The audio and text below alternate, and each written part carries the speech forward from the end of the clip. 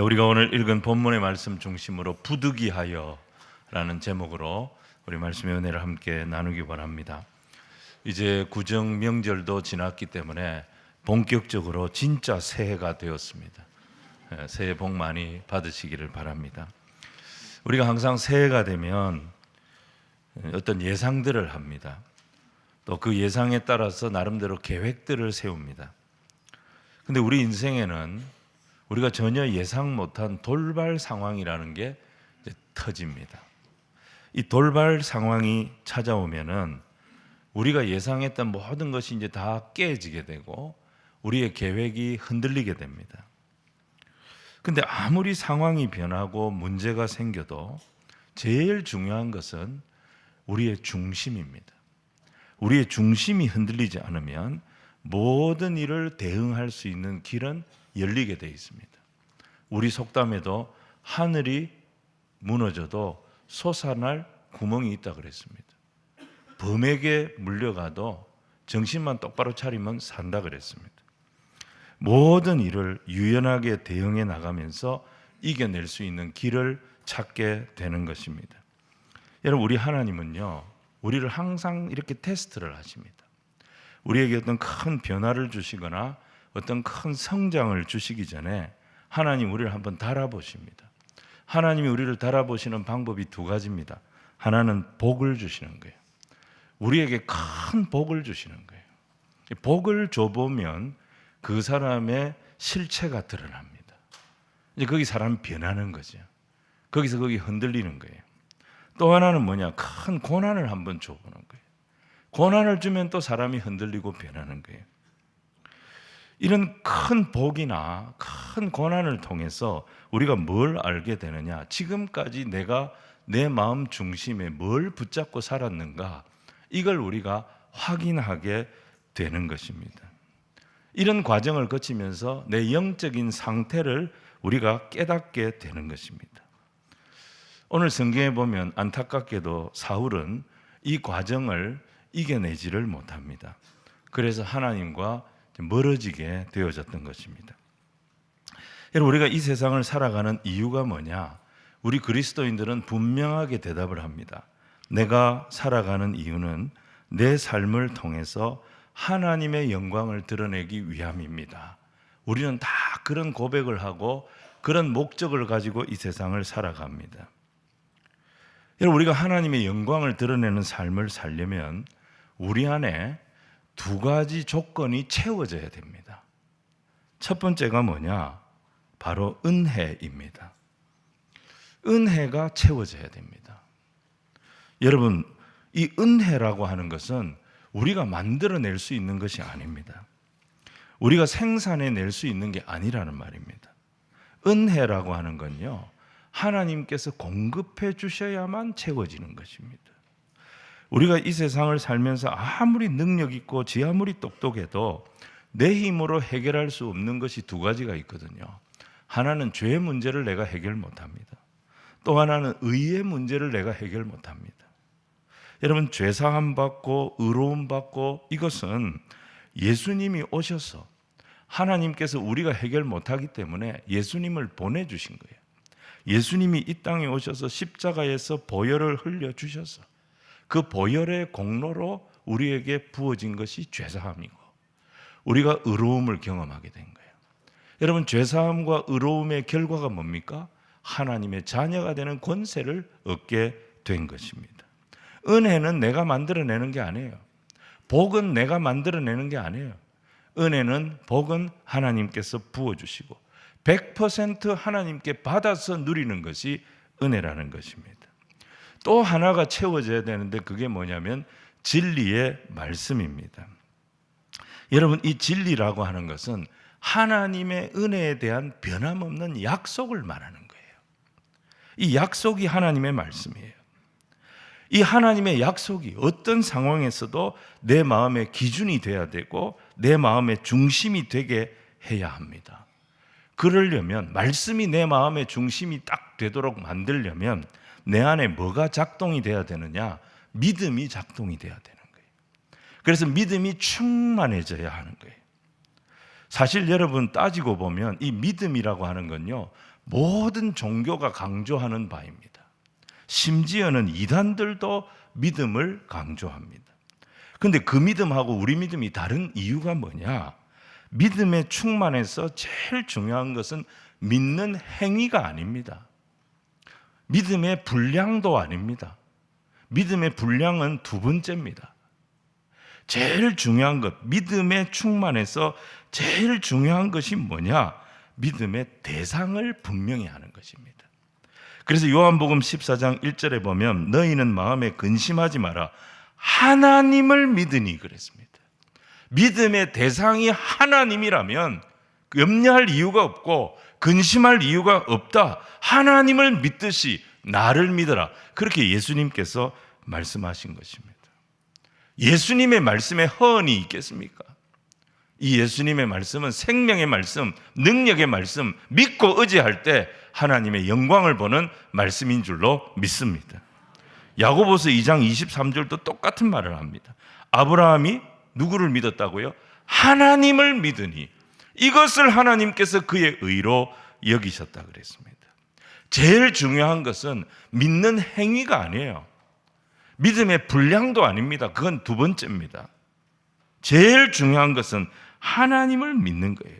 하나님의 약속을 믿는 거예요. 그때 뭐가 나타나느냐? 하나님의 영광이 우리 위에 나타나게 된다는 거예요. 자, 우리가 이 개념을 딱 분명히 하고 오늘 본문 말씀을 묵상해 보기를 원합니다. 자, 오늘 1절을 보니까 사울이 왕이 몇 살에 됐느냐? 40살에 됐다는 거예요. 자, 왕이 되고 2년이 지났습니다. 이제 사울이 나이가 몇 살입니까? 예, 뭐 그게 계산이 안 되면 곤란합니다. 42살이 된 거죠. 자, 왕이 되기 전에도 그랬고 왕이 되고 난 다음에도 그랬고 하나님은 그에게 여러 가지 체험을 하도록 해주셨습니다. 그 체험의 목적이 뭐냐? 하나님께서 너와 함께한다. 이걸 알려주시기 위함이었어요. 적들의 진영 앞에서 그가 왕이 되기 전에 선지자들과 함께 찬송하고 예언하고 뭡니까? 성령 체험을 하게 해주신 거예요. 사울이 그 체험을 했습니다. 왕이 되고 난 뒤에는 무슨 체험을 했습니까? 승리 체험을 하게 해주셨습니다. 암몬 왕 나하스가 쳐들어왔어요. 길르앗 사람들이 감당할 수가 없어요. 그때 사울이 딱 일어섰더니 이스라엘 군대 33만 명이 일시에 동원이 됩니다. 이건 사울의 능력이 아닙니다. 하나님께서 행하신 기적이었습니다. 왜 이런 기적을 보여주십니까? 내가 너와 함께한다. 그래서 그걸 믿고 나갔더니 큰 승리를 얻는 체험을 했지 않습니까? 왕이 이런 은혜를 체험하는 것을 본 사람이 누구였느냐? 그 사람이 바로 사무엘이었어요. 왕을 세우는 일을 주관했던 이 사무엘이 하나님이 사울과 함께 하신다는 것을 본 거예요. 이 은혜를 통해서 본 거예요. 그러면서 사무엘이 깨닫게 됩니다. 아, 이제는 내가 물러설 때가 되었구나. 그렇게 생각하고 사사직을 은퇴하고 이선으로 물러섰던 거예요. 그게 이제 12장 지난 장에서의 말씀이었어요. 자, 이제 13장부터 사울은 명실공히 이스라엘의 왕으로서 자기가 감당해야 될 사명을 감당할 시점이 된 겁니다. 그런데 사울은 아무것도 하지 않았습니다. 33만 명 군인들 왔는데 다 돌려보냈습니다. 군대 조직도 하지 않았고 정부 조직도 하지 않았습니다. 군인들은 딱 3,000명만 남겼습니다. 그것도 자기한테 2,000명, 자기 아들 요나단한테 1,000명, 그렇게 해가지고 군대도 몇 명도 안 되는데 그마저도 분산시켜서 배치를 했습니다. 이렇게 한 이유가 뭐겠습니까? 군대를 유지할, 물론 뭐 돈도 없었겠지만 제일 큰 이유는 뭐냐? 블레셋의 견제 때문이었습니다. 블레셋이라는 나라는 이스라엘을 자기들의 식민지 정도로 생각을 했던 겁니다. 그래서 이스라엘이 군대를 갖는 것을 가장 원치 않았고 마땅치 않게 여겼던 것입니다. 그래서 사울은 괜히 군대를 모집을 하면 이 블레셋이 자극이 될까 봐 블레셋을 건드리지 않으려고 정부 조직도 하지 않았고 군대도 유지는 하는데 그냥 자기 경호부대 정도 수준으로 그렇게 운영을 하고 있었던 것입니다. 그만큼 사울이 어떤 사람이냐? 신중한 사람이다. 좋게 말하면 신중한 사람이고, 이 사람이 어떤 사람? 아주 소심한 사람이고 절대 무리수를 두지 않는 그런 스타일의 사람이었어요. 근데 그 아들 요나단은 정반대인 거예요. 아들 요나단은 하나님이 도우시면 능치 못할 일이 없다 그러면서 막 믿음의 피가 끓는 그런 사람이었습니다. 아버지하고 아들이 성격이 달라도 너무 달랐던 것입니다. 자, 사울이 이렇게 조심조심 나라를 지금 경영하고 있는데 전혀 사울이 예상 못한 세 가지 위기가 터져버린 거예요. 자, 그 첫 번째 위기가 뭐냐? 드디어 아들 요나단이 사고를 친 거예요. 자기 휘하에 군사 1000명을 맡겨놨더니 이 1000명 데리고 나가서 블레셋 수비대를 막 그냥 공격해버린 거예요. 자, 이 요나단의 도발이 블레셋이 이스라엘을 공격할 수 있는 빌미를 준 거예요. 명분을 준 거예요. 자, 우리 읽지 않았습니다만 1절로 4절 말씀을 같이 한번 읽겠습니다. 시작. 사울이 왕이 될 때에 40세라 이스라엘 사람 3000명을 택하여 그 중에서 2000명은 자기와 함께 믹마스와 베델산에 있게 하고 1000명은 요나단과 함께 베냐민 기브아에 있게 하고 남은 백성은 각기 장막으로 보내니라. 요나단이 게바에 있는 블레셋 사람의 수비대를 치매 블레셋 사람이 이를 들은지라. 사울이 온 땅에 나팔을 불러 이르되 히브리 사람들은 들으라 하니 온 이스라엘이 사울이 블레셋 사람들의 수비대를 친 것과 이스라엘이 블레셋 사람들의 미움을 받게 되었다 함을 듣고 그 백성이 길갈로 모여 사울을 따르니라. 이제 전쟁이 시작된 거예요. 이게 첫 번째 위기였습니다. 그럼 두 번째 위기가 뭐냐? 요나단의 도발 때문에 사울은 이 전쟁을 원치 않았어요. 근데 원치 않은 전쟁이 터진 거예요. 그래서 적군이 지금 몰려옵니다. 그런데 적의 규모가 사울이 보니까 상상을 초월하는 규모인 거예요. 백성들이 이걸 보고 사기가 떨어지고 군인들이 도망을 치고 이런 일이 벌어진 거예요. 이게 이제 두 번째 위기였어요. 5절로 7절 말씀을 우리 같이 읽겠습니다. 시작. 블레셋 사람들이 이스라엘과 싸우려고 모였는데 병거가 3만이요 마병이 6천이요 백성은 해변의 모래같이 많더라. 그들이 올라와 베도아인 동쪽 믹마스에 진침해 이스라엘 사람들이 위급함을 보고 절박하여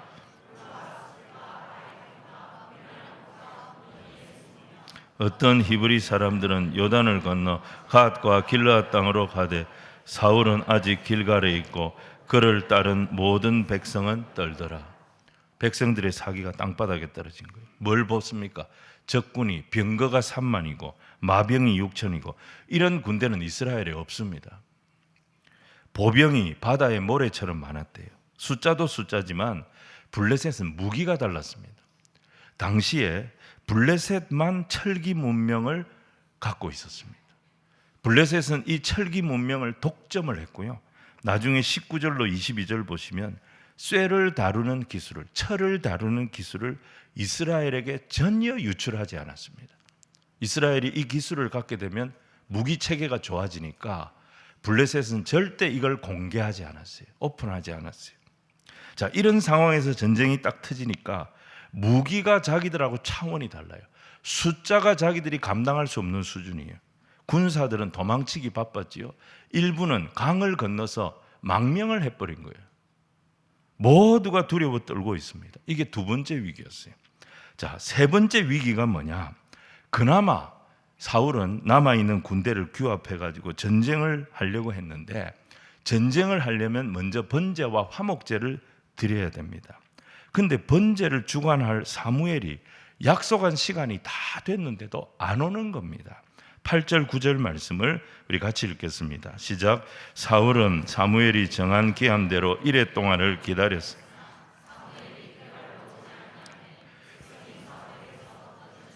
사울이 이르되 번제와 화목제물을 이리로 가져오라 하여 번제를 드렸더니 사무엘이 오지 않으니까 마음이 급해진 사울이 어떻게 합니까? 자기가 주관해서 번제를 드려버린 거예요. 근데 번제가 딱 끝나니까 사무엘이 온 거예요. 서로 민망한 거죠. 사무엘은 사무엘대로 내가 오지 않았는데 어떻게 번제를 왕이 마음대로 했지? 하면서 불편한 거예요. 사울은 사울대로 민망한 거예요.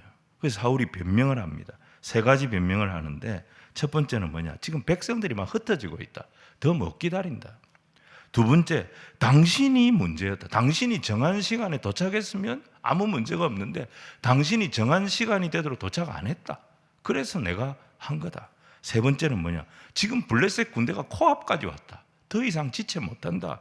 이 세 가지 이유 때문에 부득이하여 내가 번제를 집례했다.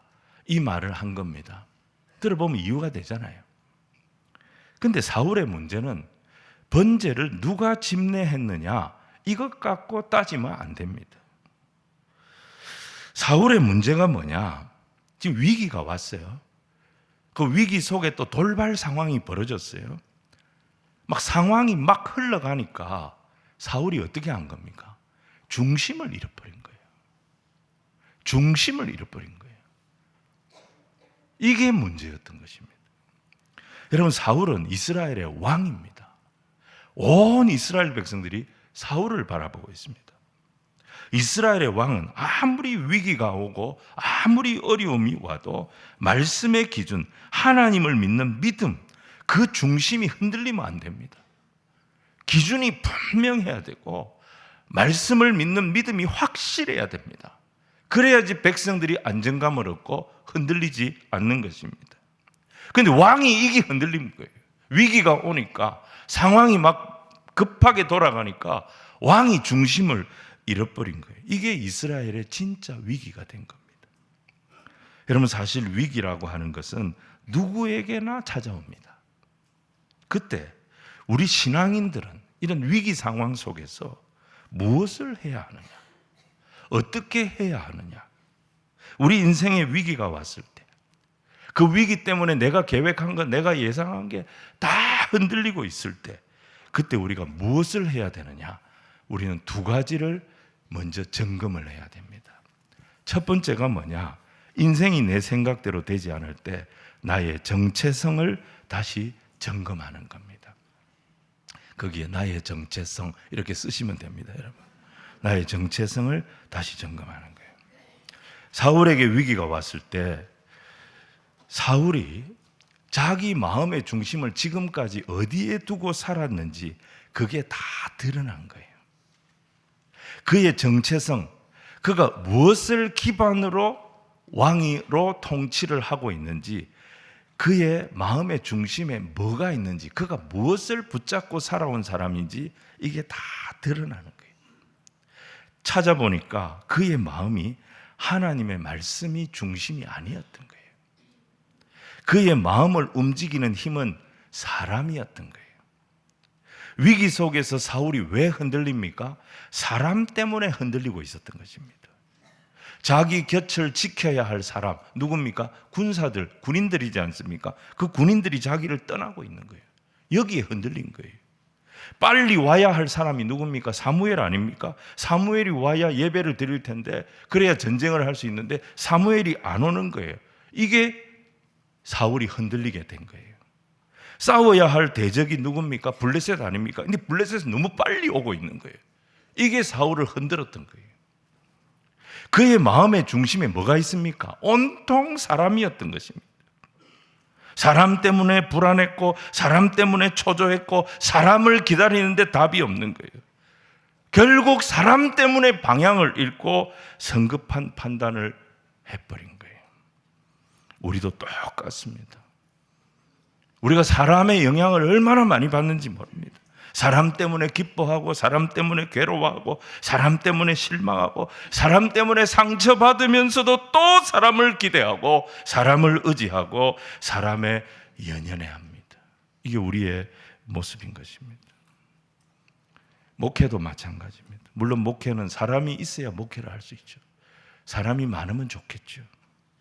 하지만 사람을 딱 의지하는 순간, 사람에 연연하는 순간 그 목회는 오래 못 가는 것입니다. 우리의 신앙은 철저하게, 우리의 기준은 철저하게 하나님의 말씀, 우리를 구원하신 은혜 베푸시는 하나님께 소망을 두어야 할 줄로 믿습니다. 그래야 세상을 이기고 나가고, 그래야 세상을 뚫고 나갈 수가 있는 것입니다. 자, 누가복음 8장 40절 이하에 보시면 회당장 야이로가 예수님을 찾아온 사건이 나옵니다. 야이로는 회당장이었습니다. 신분이 높은 사람이었어요. 이런 신분을 가진 사람이 예수님 앞에 쉽게 나올 수 있느냐? 그렇지 않았습니다. 근데 이 야이로는 자기 신분 내려놓고 체면 내려놓고 예수님 앞에 나왔습니다. 왜 나왔지요? 12살 된 외동딸이 죽어가고 있습니다. 그것 때문에 야이로의 마음이 낮아진 거고 예수님의 도우심을 간구하는 자리까지 올 수가 있었던 것입니다. 예수님 야이로를 보시고 어떻게 말씀하십니까? 가자. 기꺼이 야이로의 집에 가시겠다고 하셔서 야이로가 희망을 갖고 지금 예수님 모시고 자기 집으로 가는 길이었습니다. 근데 가는 길에서 예상 못했던 돌발 상황이 벌어집니다. 자기 딸이 12살인데 똑같이 12해를 혈루병으로 앓았던 한 여인이 예수님 곁에 와서 예수님 옷자락을 딱 잡은 거예요. 예수님 능력이 나간 거예요. 예수님이 그 여인을 찾고 있는 거예요. 그 여인이 예수님 앞에 나타났어요. 12년 동안 자기가 고통당한 거, 자기가 12년 동안 힘들었던 거 예수님 앞에 막 쏟아내기 시작하는데 이 대화가 끊어지지를 않는 거예요. 한참을 길에서 예수님이 이 여인과 시간을 보내시는데 그러는 동안에 야이로의 집에서 소식이 옵니다. 예수님 더 이상 불편하게 하지 마라. 딸이 죽었다는 거예요. 이 소식을 들은 야이로가 얼마나 황당하고 절망했겠습니까? 그리고 예수님이 이 여인이 원망스러웠겠습니까? 절망하는 야이로에게 예수님 뭐라고 하십니까? 누가복음 8장 50절에 예수께서 들으시고 이르시되 두려워하지 말고 믿기만 하라. 두려워하지 말고 믿기만 하라. 그리하면 딸이 구원을 얻으리라. 이 말씀을 하신 거예요. 아니, 딸이 죽었다니까요. 딸이 죽었으면 끝난 거 아닙니까? 끝났는데 뭘 믿으라는 얘기입니까? 여러분, 여기서 예수님이 믿기만 하라 이렇게 말씀하신 것은 믿음의 행위를 하라 이 말이 아닙니다. 네 믿음의 분량을 한번 키워봐라 이 말씀도 아닙니다. 이 상황에서 결정하라는 거예요. 네가 무엇을 믿을 것인지, 이 절망의 상황에, 이 황당한 상황에, 이 원망 나오는 상황에 네가 무엇을 선택할 것인지를 결정해라. 네 믿음의 대상을 결정해라. 현실을 믿을 것이냐, 나를 믿을 것이냐. 거기서 네 인생이 결판 날 거다. 두려워 말고 믿기만 하라.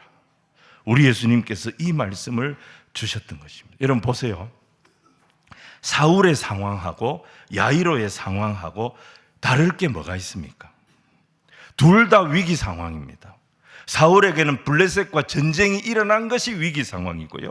야이로는 지금 딸이 죽어가는 것이 위기 상황입니다. 이 위기 상황이 두 사람을 겸손하게 만들었습니다. 그런데 이 위기 상황 속에 돌발 사태가 벌어집니다. 사울에게는 사무엘이 안 오는 거예요.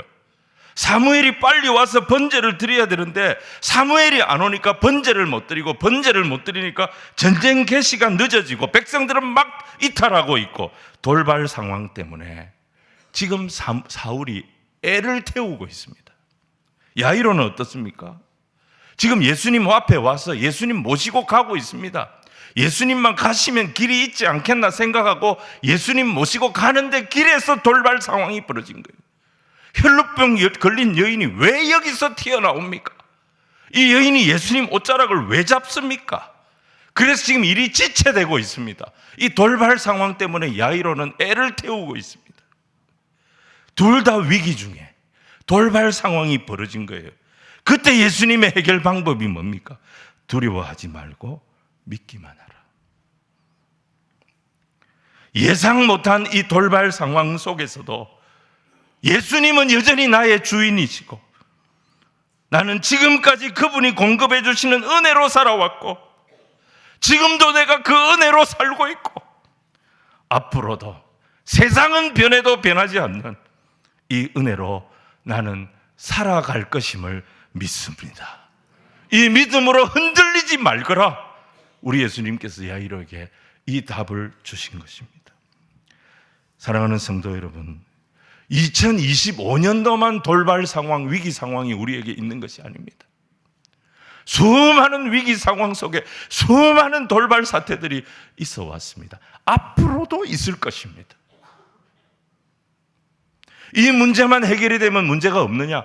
그렇지 않습니다. 또 다른 문제가 우리를 기다리고 있습니다.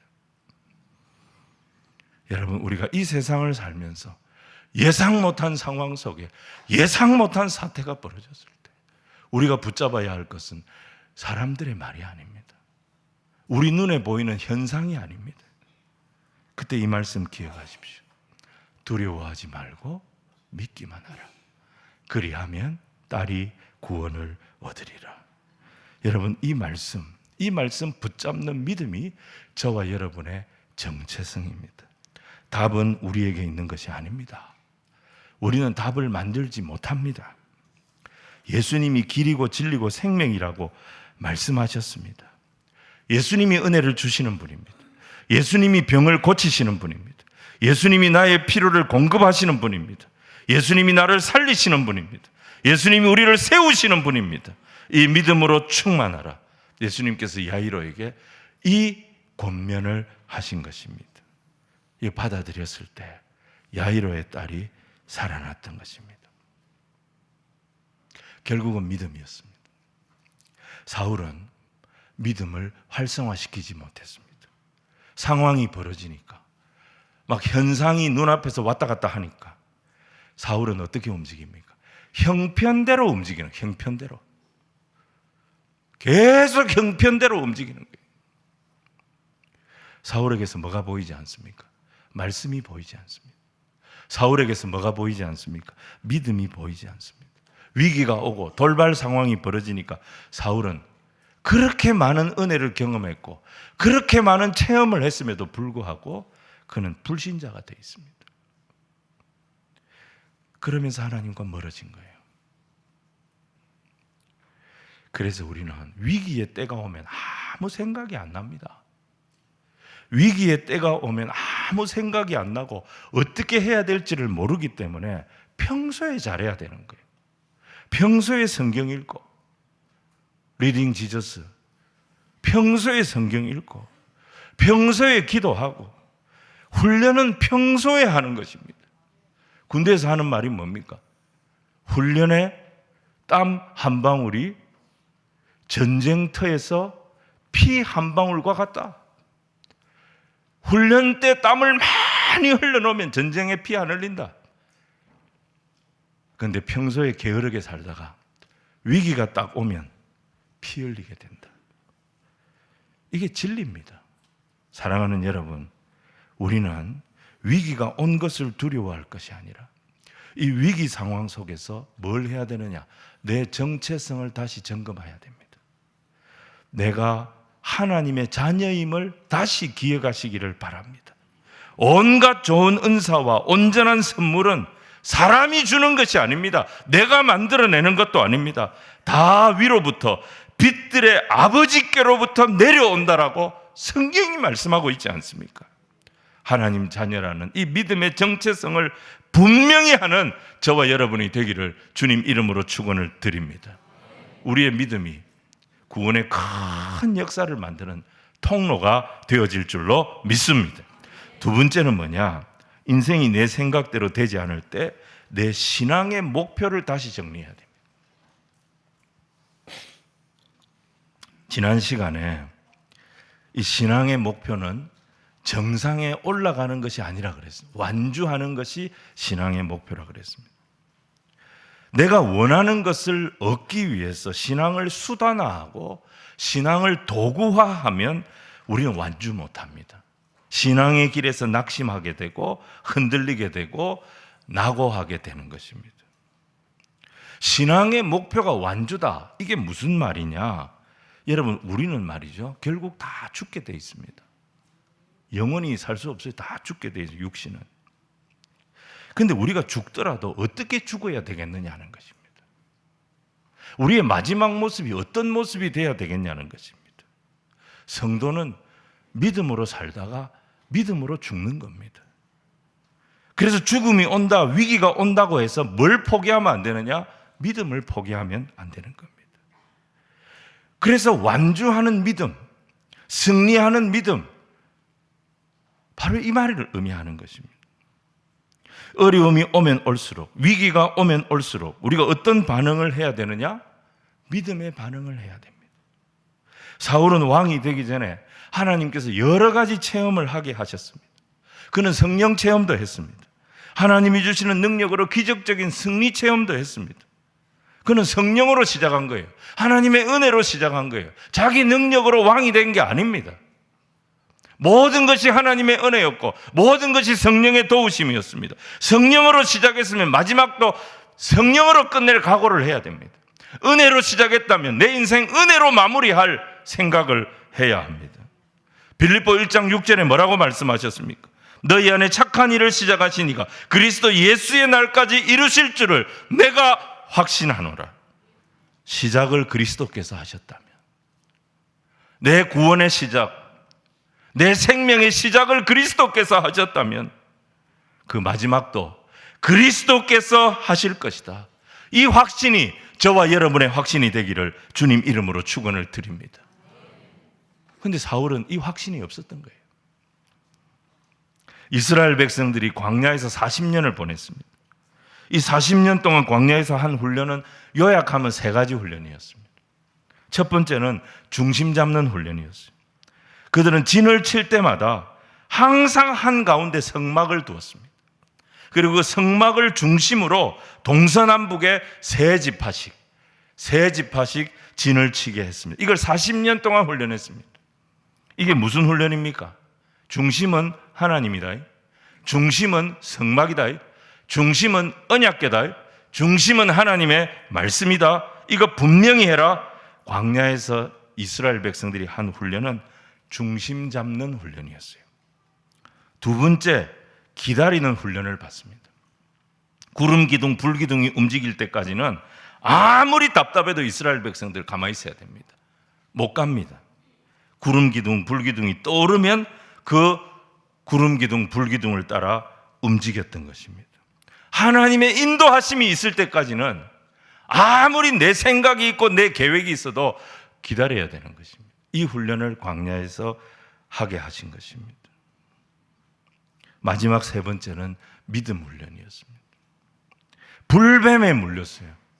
그런데 노뱀을 쳐다보라는 거예요. 말이 됩니까?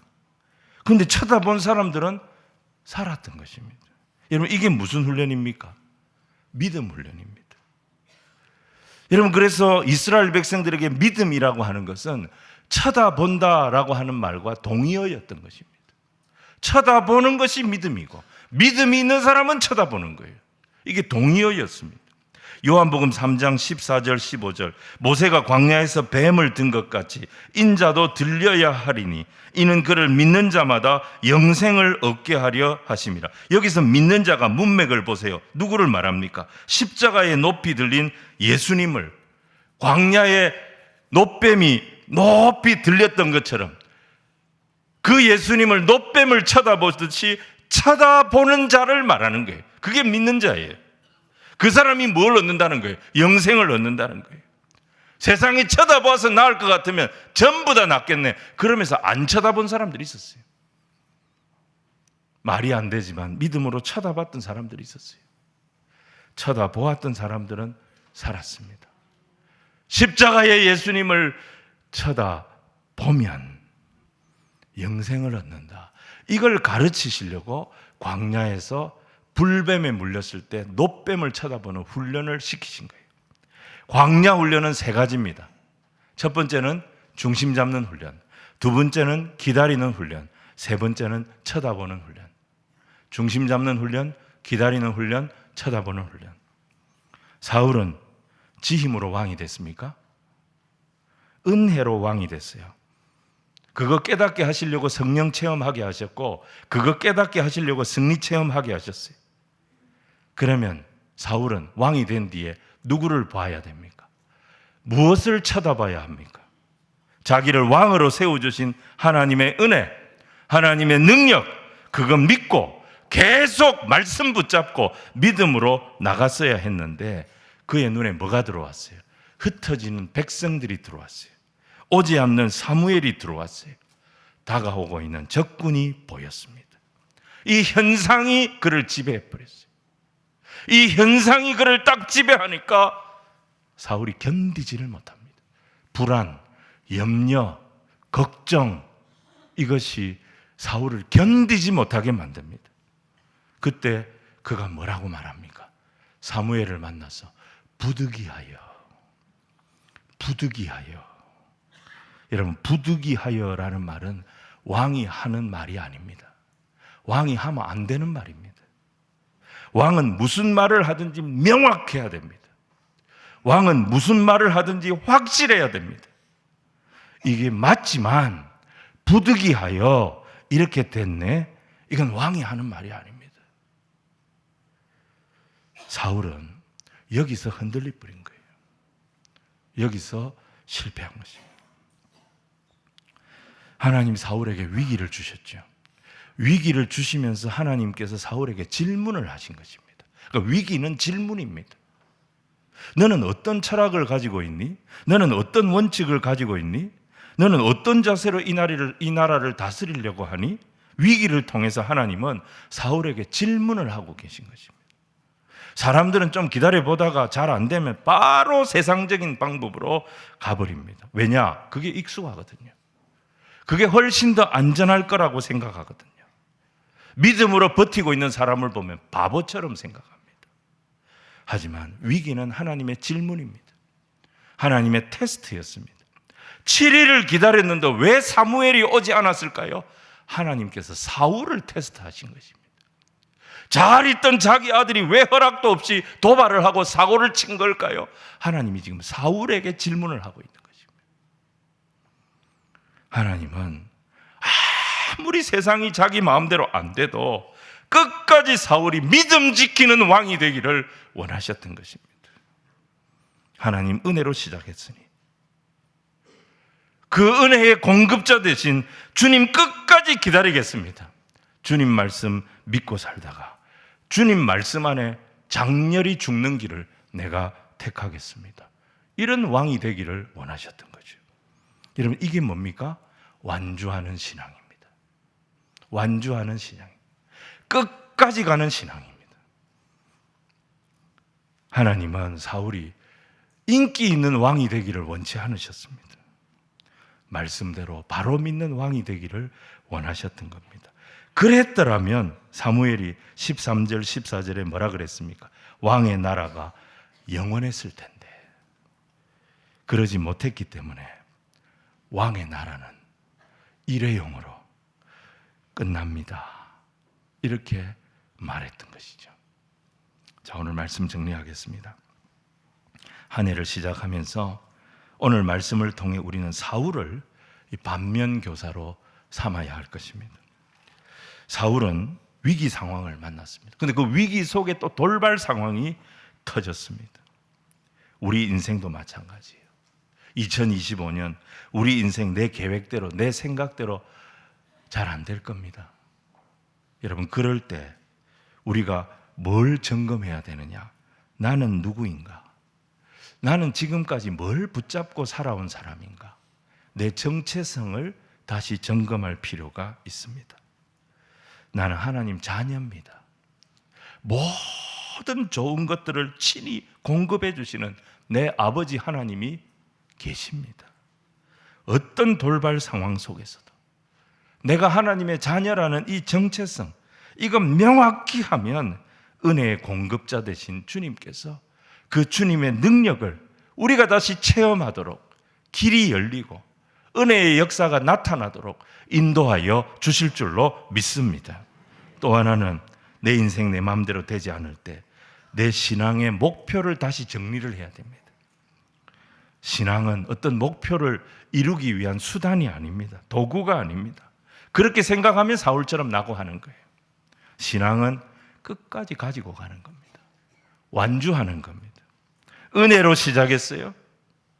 은혜의 공급자 되신 주님 쳐다보고 끝까지 그 말씀 믿고 살다가 그 말씀 안에서 주님 다시 만나는 날 오기를 원합니다. 이게 우리의 소원이 돼야 되는 거예요. 이게 완주하는 신앙인 것입니다. 예배하다가 주님 앞에 서겠습니다. 기도하다가 주님 앞에 서겠습니다. 사랑하다가 주님 뵙겠습니다. 충성하다가 주님 앞에 가겠습니다. 끝까지 우리가 이 길을 가기로 결단하는 거예요. 세상이 어떤 상황이고 사람들이 무슨 말을 해도 나는 은혜로 살아왔고 지금도 은혜로 살고 앞으로도 이 은혜로 살다가 주님 뵙기를 원합니다. 이 고백 속에 승리하는 우리 성도님들 다 되시기를 주님 이름으로 축원을 드립니다.